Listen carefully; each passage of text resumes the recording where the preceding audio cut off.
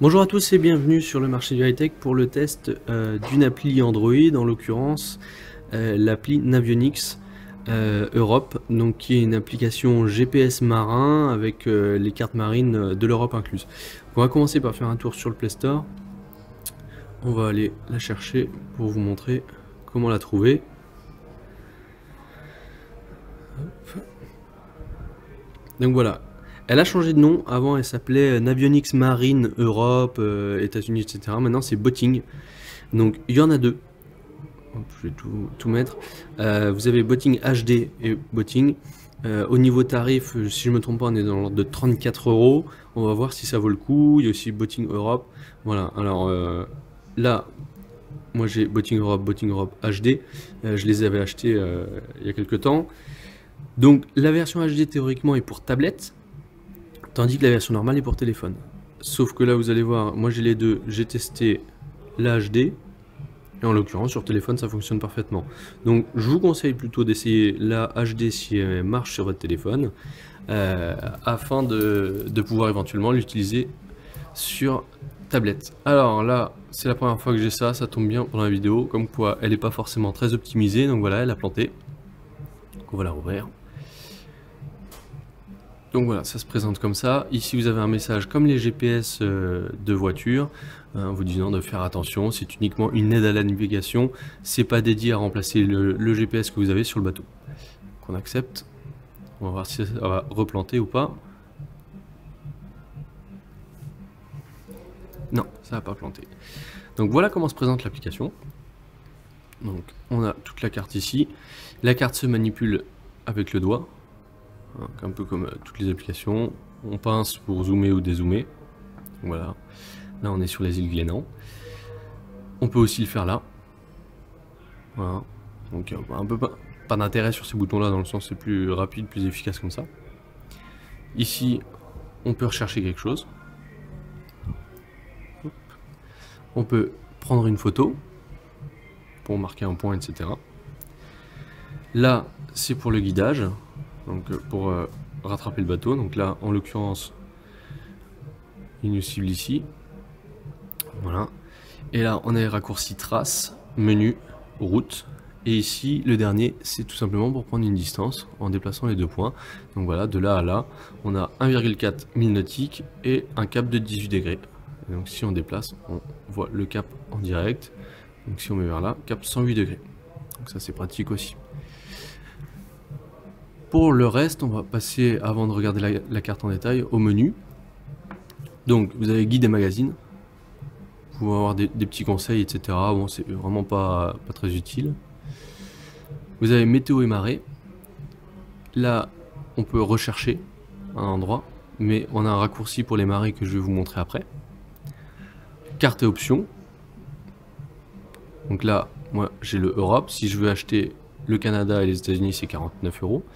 Là, on a l'option carte perso, donc moi j'ai acheté, si je ne me trompe pas, c'était de l'ordre de quelques euros, qui permet de modifier ses cartes, ajouter des points, etc. C'est assez pratique.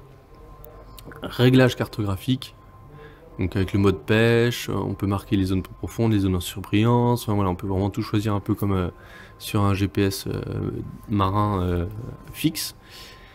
Hop. Archive, ça permet de récupérer les traces, les routes, y accéder et voir plein de détails. On va regarder après sur une trace. Les réglages, donc là on a un réglage cartographique, c'est celui de tout à l'heure, le raccourci. Les infos de la communauté, donc ça c'est quand vous avez un compte, quand vous êtes connecté en ligne, vous pouvez avoir des points ajoutés par d'autres personnes. Synchroniser mes données, bon, sinon on choisit un pied, brasse ou mètre, 1000 nautiques ou kilomètres, litres ou gallons.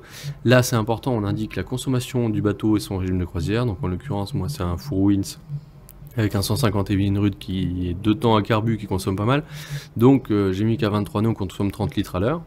On peut cocher écran allumé, c'est super pratique si vous avez un téléphone étanche et que vous voulez le laisser sur un support sur le bateau, et bien vous cochez ça, il va rester allumé en permanence. Voilà, je crois qu'il n'y avait plus rien. Voilà, envoyer des commentaires, etc. Là, on a raccourci télécharger carte. On choisit la zone en Europe où on veut télécharger. Voilà, on la déplace, on l'agrandit, et après on met télécharger. C'est ce que vous devez faire d'ailleurs au premier allumage de l'appli. Il va vous demander de télécharger les cartes. Donc moi j'ai téléchargé dans mon secteur de navigation. Donc je reprends la vidéo à cause d'un petit bug. Donc voilà, je disais c'était des cartes Navionics classiques comme on retrouve sur les GPS qui sont équipés de cartes Navionics. Donc voilà, on a vraiment les mêmes détails, hein, c'est les mêmes principes. Alors, les petites particularités, on va commencer par ça. Quand vous bougez, vous avez une cible avec un point d'interrogation. Donc ça c'est vraiment pratique, vous pouvez aller par exemple sur cette balise, et si vous savez plus ce que c'est, vous mettez le point d'interrogation. Là vous avez tout ce qui est dans la zone de la croix. Et donc la marque cardinale, gardez le cap ouest. Voilà, on a des détails, ce qui est vraiment pratique si jamais on a le permis bateau depuis peu de temps, ou on se souvient plus, etc. Bon, sur les marques cardinales, normalement vous savez, mais par exemple sur les roches, on peut ne plus se souvenir le détail entre celles-ci, donc là, et celle-ci. Donc là, dans ce cas-là, on va sur la roche. Hop. Et là, donc rocher à fleur d'eau. Alors que l'autre va être différent. Là, on est sur du toujours couvert. Voilà, ça permet d'avoir pas mal de détails. C'est vraiment pratique. Alors, il y a une fonction en plus. C'est vous allez... Alors, le genre de petit bug qu'on peut avoir, des fois il a du mal à rafraîchir la carte. Vous allez sur les marqueurs de courant, et là on voit qu'avec la marée on a un courant de 0,17 nœuds, et on peut le regarder en avançant. C'est-à-dire que dimanche à 5h30 du matin, on aura 0,10 nœuds de courant sud-est. Si on va chercher maintenant une balise de marée, on va mettre ici, il y en a une, hop, voilà, on a la marée en direct, donc pareil, on fait avancer. Donc dimanche à 5h du matin, on aura 4,89 m de marée qui sera descendante, juste après l'étal qui est là. Voilà. Ça c'est vraiment pratique, moi j'utilise beaucoup. Donc sinon, sur la dernière version, vous avez le droit au Navionics Sonar Charts. Donc vous appuyez ici et vous pouvez choisir Sonar Charts. Et donc là, c'est idéal surtout pour la pêche. Vous avez les cartes sonar, donc avec des liaisons de profondeur qui sont beaucoup plus intéressantes. Voilà. Donc plus vous zoomez, plus vous avez les détails. Donc là, les cartes sont vraiment précises pour voir la nature des fonds. Si vous naviguez normalement, vous pouvez très bien rester sur la classique. Mais voilà, là on voit vraiment bien la différence. Donc c'est vraiment pas mal d'avoir inclus ça dans une mise à jour. Moi par exemple j'avais acheté l'application avec la carte normale. Bon bah là c'est vraiment une mise à jour intéressante parce qu'on gagne complètement du contenu avec la carte comme ça. La carte sonar. Voilà, on va regarder les traces pour pouvoir prévoir ses navigations, les routes. Donc on va appuyer sur route, créer une nouvelle route, qu'on marque le point. Imaginons c'est un retour des Glénans, bon on va passer là, on va éviter la tête de mort. Hop, on va repartir vers là. On va dézoomer. Là, il n'y a strictement rien, on peut filer vers ici. Et par exemple, on va aller à Concarneau. Toc, toc. Voilà. Donc là, on a sa route. Donc ici, ça indique en direct. Là, elle fait 9,6 milles nautiques. Donc quand on rajoute on passe à 10,7. Donc là, on appuie sur annuler pour enlever un point où on a fait une erreur. On enlève le bouton route pour pouvoir enregistrer la route en cours.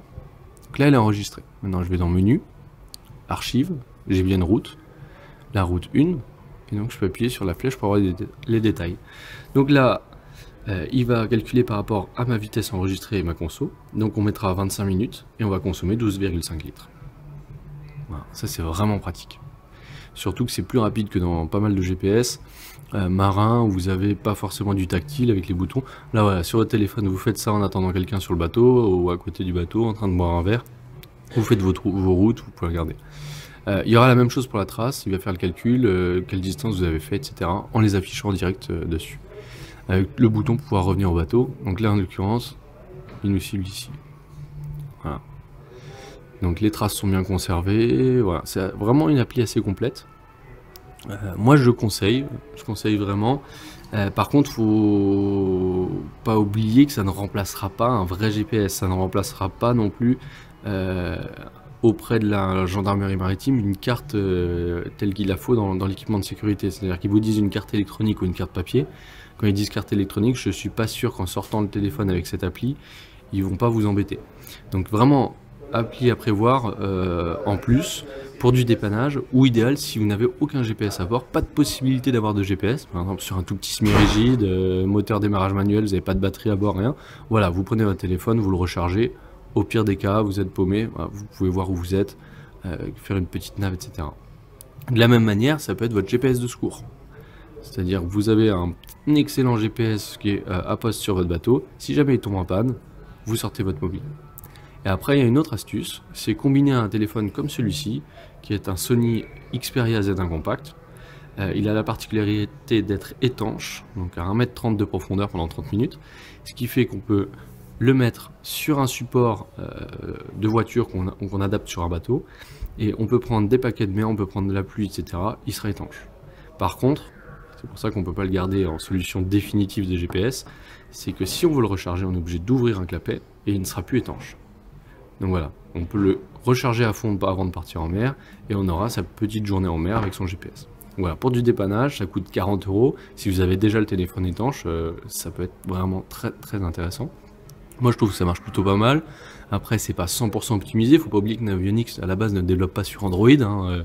Ils ont fait vraiment un grand effort de faire une appli.